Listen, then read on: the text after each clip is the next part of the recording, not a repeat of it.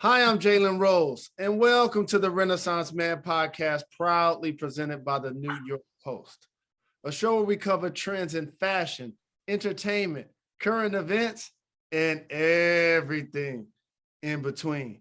My next guest has more than 40 years as a holistic health practitioner and wellness coach.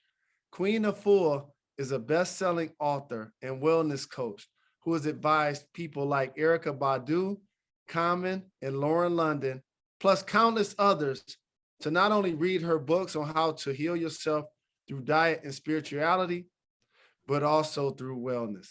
She's a mother, a teacher, and a queen. It is my honor to welcome Queen Afua to the show. Thank you very much. Oh, thank you so much for having me. It's such an honor to me to be on your show. Thank you. It's my pleasure. I have to ask, when did the idea of wellness enter your life? And what was it that drove you to want to teach and deliver messages of health to others? Well, I started this in 1969, my path to wellness. I was extremely sick. I had asthma, allergies, hay fever, PMS, arthritis, headaches, the works. But I also was living a fast food, toxic lifestyle. And so that correlated. Toxic living, toxic eating, toxic body, toxic spirit, all of that. Well, I went on a healing retreat that changed my life. It was 3 days. I went through a cleansing. I started to eat the live foods, vegetarian food. It was called vegetarian, not vegan at that time. I met herbalists, I met yoga teachers, I met a new life, and nutritionalists and those who prepared whole foods.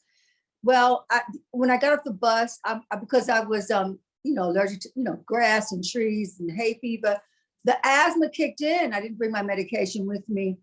The allergies, everything is scratching, the itching, the wheezing. And for the first time, I call it impeccable listening now, I actually heard my inner voice connect and told me what to do because I was having an asthma attack. And it was saying my first formula, which was grapefruits, lemons, and oranges. I looked to my left. I was in a cafeteria. I put my suitcase down. I went right to the grapefruits, lemons, and oranges and rose hips tea. And that's what I did. I took that for a whole day. And that night I sat in front of a fireplace. And because I couldn't lay down, and chronic asthmatic, the lungs could just collapse. So my sitting up, the heat was coming to my lungs. And that's part of the sweat, like the sweat lodges I've taken many people on, bathhouses, experiences.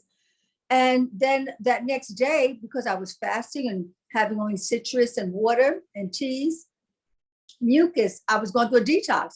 It drained out of my nose, my mouth, my eyes for about an hour. I came out of the bathroom and I could breathe on my own without an injection, without medication, without a pump. I was shocked. And that was my awakening to this path. And there's a book I picked up that really got me on my path. And so I went home with it. And that was Dick Gregory, Cooking with Mother Nature. He was my literary mentor, him and his 9 children and his wife. And from that time, I changed my lifestyle. And I went on 2 to 3 21-day detoxes. I juiced, I bathed, I fasted, I cleansed, I moved into a holistic lifestyle. And the allergies left completely. My PMS left completely, the headaches, along with the asthma. So I was really, I was renewed. And then from that point on, I started to tell my friends and my family about the good news, that we don't have to be sick, that there is a way out of it. And that's what led me, I'm still doing the same thing from 1969 to now. Wow, this is incredible. So many follow-up questions. And this is clearly before this was even called vegan like it is today. So at this time, when you and Dick Gregory and so many others entered this journey, how was it being received by your peers and how was it being perceived by society? Well, it wasn't. But I was so convinced because my life was saved and I had changed. And it was a drastic shift. So I remember getting on I'm a biker and still am. And I remember getting on my bike and I was and I had flyers and I was invited, I wanted everyone to come to my home. I prepared a vegan banquet. And I went to the whole health food stores, I went to yoga, I went everywhere in Brooklyn. And one person came after my 500 flyers. So that let you know people were like, what, really? I'm not interested. But that one person changed my life because I spoke to that one person for 8 hours. I was so full because I was doing self-education at that time. And he was so inquisitive. I had so much to teach him. But it got me so fired up till I later on became a consultant in this work. And I started to then really have workshops and classes and seminars and all of that. But that one person allowing me to talk and to share all that was in me and my own personal testimony, that was really all I needed to get going. And I've been going since. And, you know, out of that came the books and the classes and the travel around the world with this work. You mentioned some, what I consider, and I even have, for example, poor mucus, almost health conditions that we have that are pre-existing. And you just talked about some of the things that you can eat and some of the things that you can take. So what would you advise as some things that just people who have pre-existing conditions, and you've heard a lot about this in particular during the pandemic, some things they should take and apply to their diet and or like pills or vitamins and things of that nature? Well, some of the things I'm gonna share very quickly, some of the things you can do that's right in your house right now, you just don't even know how to do it or how often you should. So anyone who's having a respiratory issue, which is connected to the allergies or possibly connected to sinus congestion or shortness of breath and clogged sinus and all of that, so you could just squeeze 2 limes twice a day in 8 ounces of warm water. The warm water helps to expand. The citrus helps to break down that congestion. So you do that in the morning. Now, if you have really heavy congestion, then you could put a pinch. Okay, wait a minute. Did we get to? Okay, the one. There we go. Disconnected. Okay. All right. 1 second. Take your time. Okay. I'm going to just plug this in. Life goes on. Give thanks and praise. So yeah, and do that twice a day. First thing in the morning before you eat anything, and before you go to sleep at night. In about 3 to 4 days, mucus will start draining out of the nose, the mouth, the eyes, and that means that the congestion, what we call asthma, allergies, hay fever, it will start detoxing out of your system. You can also take ginger.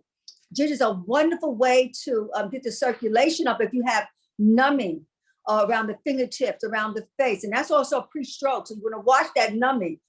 That means the body is shutting down, the arteries are clogged up. And so just taking yourself a ginger root, the size of your palm, run that through the juicer or blender, and you may add some fresh citrus juice, like fresh grapefruit juice or pineapple or orange or tangerine juice, about 4 to 8 ounces of that. Put the ginger in the size of your palm and then a cup of water and blend that up. Take that down. That's going to break up the mucus in your lungs, in your throat, in your sinus, and get in your blood moving. So if you have that numbing that's happening, and those just 2 things you could begin to do. And I would say just start cutting back, particularly when the sun goes down. Your body cannot process the starchy foods and the animal content. So I would say to when in the dinner time, even if you're not a vegetarian or vegan, try to have maybe fish in the evening time, or work with your lentils or your peas or your, in terms of your protein, avocados are the greatest because avocados will lubricate those joints. So for those who are having like knee issues and stuff, that will help lubricate those joints. And it's also a natural laxative. So I have the avocado in the place of your protein. Have a huge salad. Put all types of greens in it. And then you may have a steamed vegetable. And if you're going to have a starch, make it a whole grain starch. Make it quinoa or a little couscous or black rice. And then you have a wonderful meal. When that meal is done, don't go for seconds. When the sun goes down and you had your dinner, then have a fruit bowl in the evening, a cup of herbal tea or fresh juice. So just a few things you can do to get your lungs back and to boost up your system, boost up your immune system. What about other survival tactics? And you'll be happy to hear. Just yesterday, I actually went and got colonic hydrotherapy. Oh, come on now! You're serious about your healing? I was a colon therapist for 15 years, so you know I believe in a clean colon. The colon is the map of the body. So when you keep the colon cleansed and you're eating well, you can't clean up the colon and then go back to old toxic foods because you just repeat the cycle.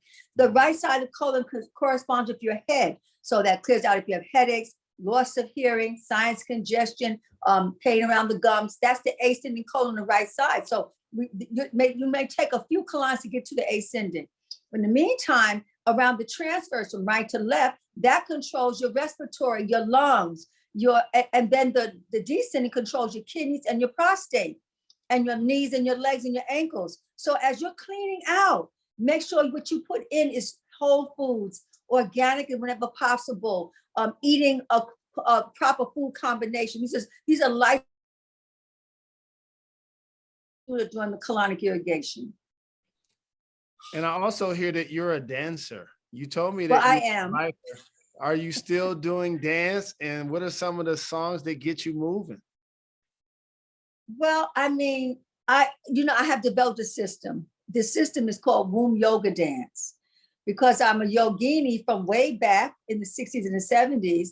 And then I did modern dance, and I did African dance and Brazilian dance and Haitian dance, and a very little bit of ballet. But anyway, all of that together has developed a system based on an ancient African Nile Valley teachings. So I've made it into a whole language. That's what dance does. It's a language. And so it says from waking up your intuition to blossoming, coming out of the mud. So each movement is speaking to your higher self. So those movements is called Abu womb yoga dance. But I also dance to all kinds. I love Stevie Wonder's music. It gets me very charged up.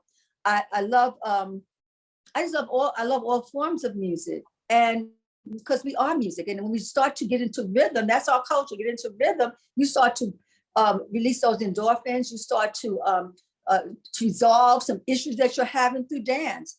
Now, if you're eating well and you're dancing and you're drinking your water and you are not holding grudges, all of that, then you're moving in a sacred flow. And then everything in your life begins to heal, and everything in your life begins to work. Your relationships begin to work, your finances begin to work. All of that is through movement. And because I'm a biker too, I believe find the movement that you love. I do some mountain climbing. So find something that works for you. And then you might have 2 or 3 forms of movement so that you continue to be younger as you get older. That's the secret. You mentioned Brooklyn earlier. I cover a player named Kyrie Irving who returned to his former team, the Boston Celtics, and he was burning sage in the building and people were laughing. And also, I know you're in the Palo Santo as well. I know that he wasn't allowed to be smoking indoors, so that is what made it illegal. However, can you talk about the effects and how you use sage in Palo Santo? Mm-hmm. Well, those are herbs. Like they have herbs for the physical body, then there's herbs for healing the spiritual body. The spiritual body is really how you think of yourself, how you treat others. It's your God state. It's your divine state. And so when you are striving to clean up your life, you're maybe attracting a lot of toxic people, miscommunications, carrying some old trauma from your past. It's a wonderful way to begin to purify. So you can burn it and walk through your home in clockwise and start to clear out your home, because your home has to be a place where you heal. I look at the home as a healing home. And by cleaning it up spiritually, it cuts down on arguments and confusion and trying to get the last word or the tug of war. So you got to clean up, and you can take the sage and you can take it as an oil, and you could put it in water, and you can put a few drops of rose oil, and just rose is for emotional heart healing, and the sage is for purification. Masanta works the same. And then you could just wash your house, open up the window. Spring is coming. This is the time for spring cleaning. Mm-hmm. And then you can get the sage and you could burn it out, as a burning. And you could also anoint yourself. So people who are negative not gonna want to hug you and drop their problems, their pain on you. So there's so many ways. You can, if you want to clear your mind, you can put it on your bed, on your pillow, and put a few drops around your pillow. So when you're going into your alpha state, when you're going into your dream state, you want to not have stress and anxiety. So when you wake up, you're going to feel refreshed and renewed, and you're not going to be stressing because how you start your day is how your day will be. So these are just different ways to use the sage, as well as frankincense and myrrh, as well as the lotus oil. These are all, that's aromatherapy. That's African natural lifestyle. Holistic health is actually African natural lifestyle. Reiki, the original healers of Reiki was Asa Nebuchadnezzar. They're the mothers of civilization. So in that flow, it was Reiki, African natural lifestyle. Color therapy, aromatherapy, it's all African natural lifestyle from the beginning of time. Hydrotherapy, water treatments, healing baths, yoga, meditation. It's all African natural lifestyle. It's not new age. It didn't just show up. It's been there from the beginning of time. In my studies and my research in writing Sacred Woman's book, I was living as a holistic practitioner. It dated itself back to African natural lifestyle. And that really gave me such a base to work from. And so much came out of that. And so the identity of and being strong in it, like this is our culture, and we can be empowered and we can get rid of our high blood pressure because we're taking on a holistic life. We can get rid of our obesity because it's really your emotional eating. You get men with prostate cancer, you can prevent it. Women with fibroid tumors, you can overcome that.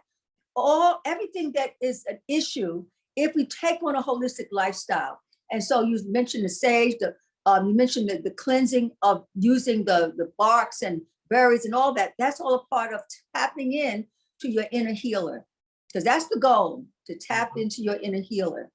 And when you tap in and tapping into your inner healer is primary. That gives you the confidence to begin to heal thyself. My first center, when I opened up, it was called Heal Thyself. My first book that I wrote was called Heal Thyself. It's still out there 35 years, 40 years later. And why did I call it that? Because I was able to heal myself. Now, if you're seeing your physician, continue seeing your physician, but you know what's going to happen? Your physician is going to say, wait a minute, your blood pressure's you've been having blood pressure the last 10 years. You don't have it anymore. What's happening? Well, you might be taking some garlic and some leeks to brought the pressure down. Wow, you seem to be more calmer. You're taking your B complex and you're taking that in your foods. So everything that we are suffering from is just to a lack of knowledge. And that's why I end up teaching. I teach it to empower us to set up a wellness home and to set up a wellness lifestyle. And you've done an amazing job of being a teacher. You're a mother of three, one of whom is the rapper Supernova Slum. Help bring health and wellness to the hip hop community. But through your books and workshops, you have positioned yourself as the spiritual mother and caretaker, as I mentioned, there's so many around the world, and we so graciously appreciate you, including artists like the Nipsey Hussle, Lauren London, Jada Pinkett Smith. What do you think it is about you and your teachings that attracts artists and these creative beings? Well, actually, on my path in my early days, I used to be with a doo-wop group. I was the lead singer. Hello? 1662. It's okay to send them up. Thank you.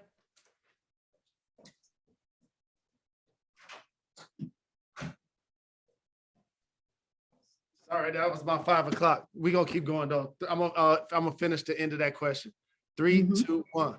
What do you think it is about you and your teachings that attracts artists and so many creative human beings? Well, before I became a healer officially, I was an artist. I was a dancer, active dancer. I was a singer. I was in a company called the Demigods.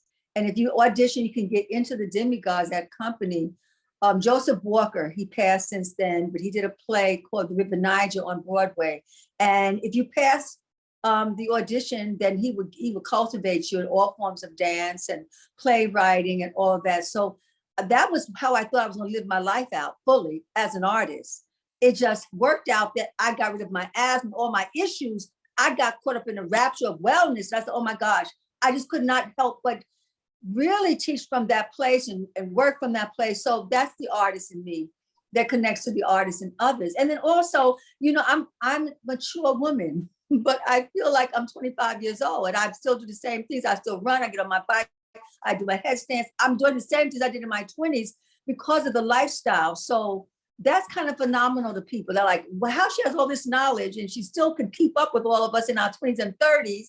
And she's fly and she's got her colors and all that stuff going on. And our culture's like that. So the healing keeps you fresh. It keeps you alive. It keeps your mind sharp. It keeps you flexible. It keeps you loving. The one thing about growing old is really, you should never grow old. You should grow wiser. To grow old is being angry. As you get old, you're angry at this person, that one, and that one. From what they did in 2001, somebody did in 2010, and now you're building up all this anger and all these unresolved relationships. So I said, clean your house. Come here. So I think that's what connects me to the people. Wow, this is incredible. I'm learning so very much, and it's such an honor to be in your presence once again. I am very gracious that I'm so very grateful, honored to be amongst your presence again. I hope to get a chance to see and visit with you soon. But before I let you get out of here, I have a rapid fire second. That's a song. Before I let you go, that's a song back in the day. Presented by Tri-State Cadillac Dealers. You ready to do this, Queen Afua? Yep, let's go. Let's take the ride. Name one wellness leader who has deeply influenced you. Dick Gregory. Yeah. He influenced me. Yes, I would say Dick Gregory because he was the first one that I was, and Dr. Africa, he's an ancestor now. Those two, I would say, that influenced me, inspired me. And Dr. Africa was one of my homies, my friend also. So yeah, he's still with me. As a divine holistic healer and woman who is aligned in health and spirituality, what is the one thing you can definitely be better at and practice more? What I can practice at is being consistent and not carrying the burdens of my community. You know, I feel like I carry the burdens and the sadness and the pain and the struggle and everything. And so I just want to shine so much light, that my light will shine so much to inspire others and to be fearless on your journey and your transformation. So I just want to keep my light lit, and no matter what happens, no matter what changes I go through, I just want to stay very charged up with the light of the Most High. That is incredible. If you can name one Black leader today who is currently advocating for change that should be printed in future history textbooks, who would it be? I'm going to say my daughter. I'm going to say to her, because she is the future. She is about housing justice. And I stand with her with the housing justice. 19,000, her name is Sharice Rashida Terrain, 19,000 Black and brown people in Brooklyn in Crowns Heights have been displaced out of their homes. And in that, 15,000 Europeans have been placed inside of the same community. So she has been fighting for the justice so that we don't lose our homes and that we don't lose our history, because our history is in our homes and our relationships are in our homes. It's about sacred homes. So she has become my Shiro, my daughter. I birthed her, and she was born March the 8th, International Women's Day. And so, you know, and that number is a number of power and majesty and building and economics. So, yeah. Incredible. As somebody that is so very fortunate that I lost my late mother, who's a Black lady, and I have two daughters as well. And to have you on the show and even the producer of this show, that's why I honor it was only right. Oh, Black people are essential. Oh, my goodness. How old are your daughters? What are their ages? Your Honor, my oldest daughter will be 22 in July, and my youngest will be 16 in June. So we have something for both of them. Yes. Have your oldest daughter come into the Sacred Women Rites of Passage. The 12-week program is beginning in just 2 weeks.